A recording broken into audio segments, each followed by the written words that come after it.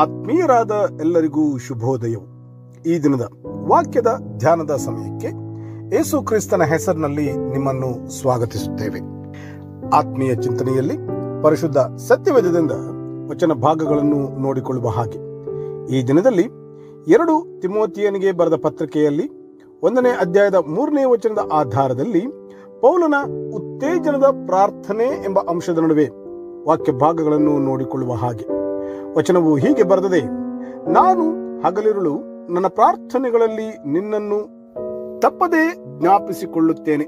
ಇದಲ್ಲದೆ ನಾನು ಪೂರ್ವಿಕರ ಭಕ್ತಿ ಮಾರ್ಗವನ್ನೇ ಅನುಸರಿಸಿ ಒಳ್ಳೆಯ ಮನಸ್ಸಾಕ್ಷಿಯುಳ್ಳವನಾಗಿ ಆರಾಧಿಸುವ ದೇವರಿಗೆ ನಿನ್ನ ವಿಷಯವಾಗಿ ಸ್ತೋತ್ರ ಸಲ್ಲಿಸುತ್ತೇನೆ ಎಂಬುದಾಗಿ ಬರೆದಿದೆ. ತನ್ನ ಆತ್ಮೀಯರಲ್ಲಿ ಹತ್ತಿರವಾಗಿರುವ ತಿಮೋಥಿಯನಿಗೆ ಪೌಲನ ಜವಾಬ್ದಾರಿಯುತವಾದ ಹಾಗೂ ಪ್ರಾರ್ಥನೆಯ ಮಾತುಗಳಾಗಿ ನೋಡಿಕೊಳ್ಳಬಹುದಾಗಿದೆ.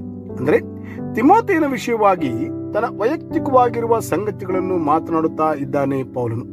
ಹೇಗೆಂದರೆ ಇಲ್ಲಿ ಪೌಲನ ಮಾತು ಜ್ಞಾಪಿಸಿಕೊಳ್ಳುತ್ತೇನೆ, ಸ್ತೋತ್ರ ಸಲ್ಲಿಸುತ್ತೇನೆ ಎಂಬ ಮಾತುಗಳು ತಾನು ಮಾತನಾಡುತ್ತಿರುವುದಾಗಿ ತಿಳಿಸುತ್ತಾ ಇವೆಯಲ್ಲ. ಓದಿದ ವಚನವನ್ನು ಇನ್ನೂ ಅಭ್ಯಸಿಸುವುದಾದರೆ ತಿಮೋಥಿಯನಿಗೆ ತಿಳಿಸುತ್ತಿರುವ ಹಾಗೆ ಸುವಾರ್ತಾ ಸೇವೆಯಲ್ಲಿ ನಂಬಿಗಸ್ತನಾಗಿರಬೇಕೆಂದು ಬೋಧಿಸುತ್ತಿರುವಾಗ ಹೇಳುತ್ತಿರುವ ತನ್ನ ಪ್ರಾರ್ಥನೆಯ ಮಾತುಗಳು ತನಗಾಗಿ ಅಪೊಸ್ತಲನಾಗಿರುವ ಪೌಲನು ಪ್ರಾರ್ಥಿಸುತ್ತಿದ್ದಾನೆಂಬುದನ್ನು ತಿಳಿಯುವುದು ಪ್ರೋತ್ಸಾಹದಾಯಕವಾದ ಸಂಗತಿಯಾಗಿದೆ ತಿಮೋಥೆಯನ ಜೀವಿತದಲ್ಲಿ.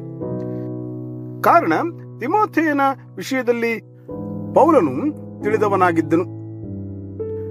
ಆದ ಕಾರಣ ನಿಶ್ಚಯವಾಗಿಯೂ ತನ್ನ ಹೃದಯದಲ್ಲಿಯ ನಿಜವಾದ ಭಾರದಿಂದ ಪ್ರಾರ್ಥಿಸಲು ಶಕ್ತನಾಗಿದ್ದನು. ಇಲ್ಲಿ ಪೌಲನ ಪ್ರಾರ್ಥನೆಯು ಯಾಂತ್ರಿಕವಾದುದಾಗಿರುವುದಿಲ್ಲ, ಅದು ಅನುಕಂಪದಿಂದಲೂ ಆಸಕ್ತಿಯಿಂದಲೂ ಕೂಡಿದ್ದಾಗಿತ್ತು. ತನ್ನ ಅಂತಿಮ ದಿನಗಳಲ್ಲಿ ಅನ್ಯೋನ್ಯತೆಗಾಗಿಯೂ ಸೇವೆಗಾಗಿಯೂ ತನ್ನೊಂದಿಗಿರಬೇಕೆಂದು ಆಸಕ್ತಿಯುಳ್ಳವನಾಗಿದ್ದನು. ಇದು ಪೌಲನ ಹೃದಯಕ್ಕೆ ಸಂತೋಷವನ್ನು ತರುವ ಸಂಗತಿ. ಇಲ್ಲಿ ಪೌಲನ ಮಾತು ತಿಮೋಥೆಯನಿಗೆ, ನಾನು ಹಗಲಿರುಳು ನನ್ನ ಪ್ರಾರ್ಥನೆಗಳಲ್ಲಿ ನಿನ್ನನ್ನು ತಪ್ಪದೇ ಜ್ಞಾಪಿಸಿಕೊಳ್ಳುತ್ತೇನೆ ಎಂಬುದಾಗಿ. ಇದರೊಂದಿಗೆ ಪೌಲನು ತಿಳಿಸುತ್ತಿರುವುದು, ನಾನು ಪೂರ್ವಿಕರ ಭಕ್ತಿ ಮಾರ್ಗವನ್ನೇ ಅನುಸರಿಸಿ ಒಳ್ಳೆಯ ಮನಸ್ಸಾಕ್ಷಿಯುಳ್ಳವನಾಗಿ ಆರಾಧಿಸುವ ದೇವರಿಗೆ ನಿನ್ನ ವಿಷಯವಾಗಿ ಸ್ತೋತ್ರ ಸಲ್ಲಿಸುತ್ತೇನೆ ಎಂದು ಹೇಳುತ್ತಿರುವುದರಲ್ಲಿ ಪೌಲನು ತನ್ನ ಮೊದಲ ವರ್ಷಗಳಿಂದಲೇ ದೇವರನ್ನು ಬಲ್ಲವನಾಗಿದ್ದನು. ಯಾಕೆಂದರೆ ಅವನು ಇಬ್ರಿಯನು. ಫಿಲಿಪಿಯರಿಗೆ ಬರೆದ ಪತ್ರಿಕೆಯ 3ನೇ ಅಧ್ಯಾಯದಲ್ಲಿ 5 ಮತ್ತು 6ನೇ ವಚನಗಳನ್ನು ಓದುವಾಗ ಈ ಸಂಗತಿಯು ಬರೆಯಲ್ಪಟ್ಟದ್ದನ್ನು ಗಮನಿಸಬಹುದಾಗಿದೆ.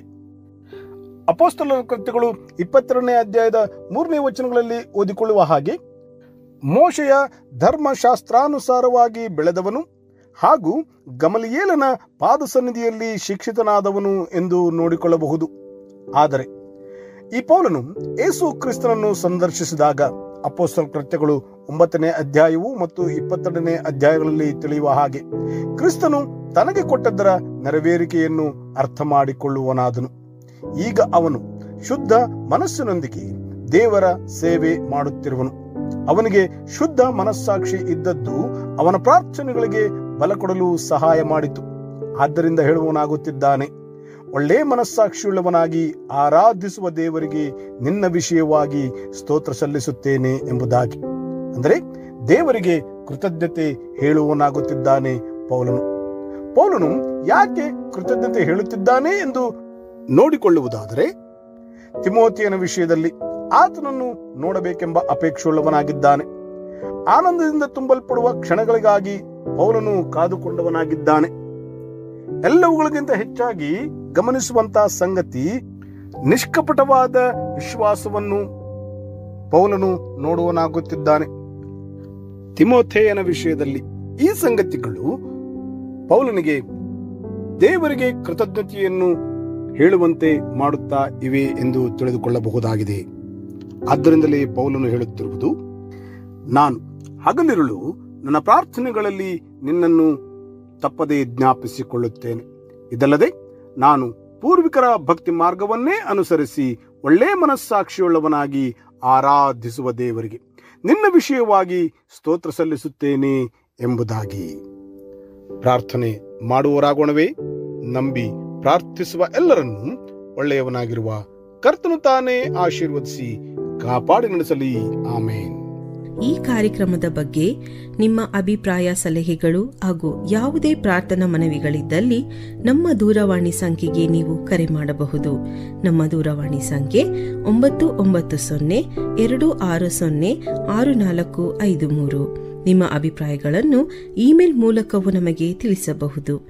ನಮ್ಮ ಇಮೇಲ್ ID info@fibaonline.org. ವಂದನೆಗಳು.